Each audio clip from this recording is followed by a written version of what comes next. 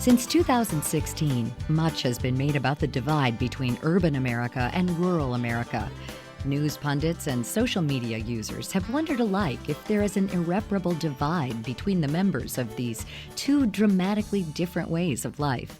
American cities and American farmland have so little in common when it comes to the daily grind, political leanings, and their views on money and working hard. In this curiosity has come a boom of books about the residents of rural America.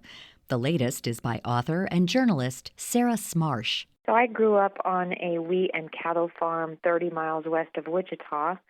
And in some ways, I was a child in the 80s and a teenager in the 90s. And by then, there were some major technological shifts going on in the country. But because of our socioeconomic station, we didn't have any of those things. So I didn't have air conditioning, I didn't have cable television, didn't have a computer in the house or access to internet. So in some ways, my upbringing on that farm was more like a 1950s childhood than a 2000s childhood, maybe. Smarsh writes about her upbringing and life in rural America in her book, Heartland, a memoir of working hard and being broke in the richest country on earth. It was actually a pretty beautiful thing. I was a pretty solitary kid by necessity, just our sort of geographic isolation, but I always had animals and nature to interact with. Meanwhile, within the walls of our house, there was all sorts of strife and dysfunction, much of which had to do, in my view, with economic struggle. And so that's part of the story, too. But, it is an experience, this thing we call rural America, that I actually feel quite privileged to have lived in that it's an increasingly rare experience in urbanized country. Smarsh's book is about growing up on farmland in Kansas. But more than being a book about geography, it's about what it felt like to grow up poor. She says she was inspired to write her memoir because of the way she sees America putting such importance on wealth and status. I can't say that in those moments, let's say as a child qualifying for free school lunches or as a first-generation college student not knowing what the term graduate school meant when someone talked about applying to graduate school, not having the right clothes and so on. Those are things that I see now looking back, that I did feel discomfort, shame, embarrassment. I was not necessarily conscious of that. I wouldn't have necessarily articulated it that way. But the thing is, we live in a society that is full of messages for people who struggle financially, that your value and worth is somehow tied to your financial value and worth. And if that's the case in the context of capitalism, then my family and I are pretty worthless. That's, of course, the impetus for this book, is to provide a sort of corrective of that deeply ingrained social attitude, I think, that even politically liberal and progressive people, I find, sometimes hold. Smarsh said it was her experience as a college student that really taught her what a disadvantage being from a poor family living in rural America truly was. I was a first-generation college student. I'd already been working as a teenager for years and really also hustling as a student to work hard for the scholarships that I knew would be my only ticket to a college education. So by the time I showed up on campus at age 18, I was already tired. And then those years there, double majoring, working to make ends meet, keeping my grades up to maintain the scholarships that paid for my tuition and all those things as a financially independent 18-year-old was, while for some of my friends, they might remember college as the most carefree years of their lives. For me, they were really the hardest years of my life. And that's the class divide in this country sort of manifest in my life. Smarsh's book is about much more than having to work her way through college and not having as much fun as her classmates. She says that some members of America's upper class don't recognize the full scope of what it means for others to live in poverty. The most crucial thing to point out would be just the very physical nature of poverty and the dangers, often mortal ones actually, that come with that life. So when I was in second grade, my dad, who was a farmer and a carpenter, still couldn't make ends meet in those two industries for all his hard labor. So he took a side job driving van for a company that basically picked up industrial waste and then disposed of it per whatever laws and regulations. And so he would go around, say, to places that do oil changes and pick up their spent oil and such.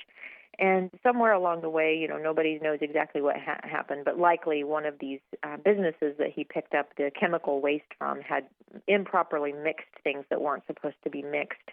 And so that was in the back of this van my dad was driving, and the fumes seeped into the cab of the van and nearly killed him. So he was in the hospital for weeks, and for probably 3 years after that was in a kind of mental haze. And, this is just being a human being on planet Earth comes with dangers that you can't necessarily escape with money. But so often people who need money the most are the ones that do the least desirable jobs. And they're the least desirable jobs because they're the dirtiest and most dangerous work. Smarsh indicated that there are two particularly destructive causes of the wealth divide in America.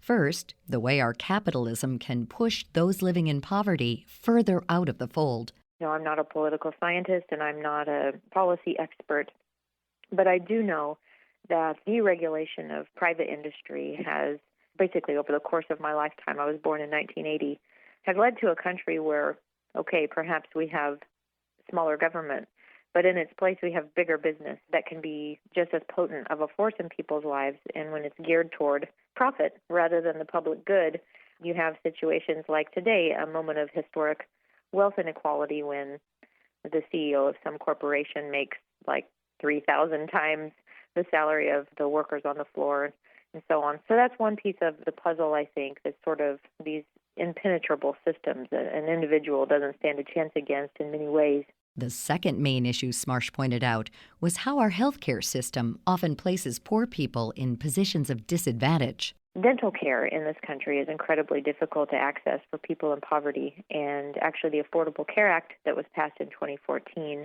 as a kind of compromise to the other side of the aisle removed dental policies from that coverage, as though somehow the health of one's teeth is separate from the rest of one's body. And so there are a lot of hardworking people who labor 60 hours a week, then end up with a cavity that goes untreated. And my dad is in this group. He ended up with an infection up into the root that turned into sepsis. So essentially he had blood poisoning from what could have been treated originally as a cavity. And so for somebody like my dad, whose teeth don't look like the famous, shiny, pearly white, straight teeth of the fame and celebrity that we idolize in this country, let's say that he did everything right according to the American dream. He worked, he's an honest man, and let's say he gets laid off and then he needs to go find another job. He goes into a job interview, and because of the person interviewing him holding classist views essentially, or ideas about my dad's teeth looking like something that they associate with dirty people, he doesn't get the job. And then since he doesn't get the job, he can't afford to get his teeth fixed. While her book explores these issues and more, it's also written with a defiant pride in her childhood. Smarsh says society expects a poor girl from Kansas to feel shame. That's why, she reasons, terms like redneck and white trash are thrown around so pejoratively. But Smarsh says those so-called redneck tendencies led to some of her fondest memories. For instance, the time her grandfather rigged a canoe to a pickup truck and drove the family through the snow for some thrills in a flat area of Kansas. That's a story that, it has such a special place in my heart, and yet it is something that someone would look at that, let's say the portrayal was in a movie, it would be like, oh, there's some rednecks. What a white trash thing to do. I write against those words and those sentiments in the book because really what's going on when people want to get high on the horse about their socioeconomic status as superior to someone else is really just, that comes from the same place as any other sort of derogatory term. We as a society have begun, at least, I think, to contend with racial slurs and epithets about women, but we haven't really examined how frequently we use words and language, which are very powerful, that unfairly cut down people just for their poverty. You can learn more about the current state of poverty in the U.S. and our guest, Sarah Smarsh, by visiting viewpointsradio.org. For more behind the scenes, search Viewpoints Radio on Twitter and Facebook. This segment originally aired in October 2018 and was written by Evan Rook. Our executive producer is Amira Zaveri. Studio production by Jason Dickey. I'm Marty Peterson. Viewpoints returns in just a moment. Welcome to today's Book Minute, brought to you by BookTrib.com, the leading source of book news and reviews. Living in Color is the extraordinary true story of the last 6 months of the life of Margot Murphy after a 9-year battle with cancer, written by her husband, businessman Mike Murphy. It is a riveting inside look at a love story for the ages, one that men and women dream of but may never experience. The book also provides an unflinching look at the process of dying and how it is possible to die beautifully and to die well. Margot is able to find peace before her last breath. Every family that has been touched with cancer will identify with the scenes in the story, masterfully written like a novel. Every human who longs to love and be loved, to live well and to die well, will be greatly enriched by the story's lessons and deep wisdom. Living in Color is available at bookstores and your favorite sources for books everywhere.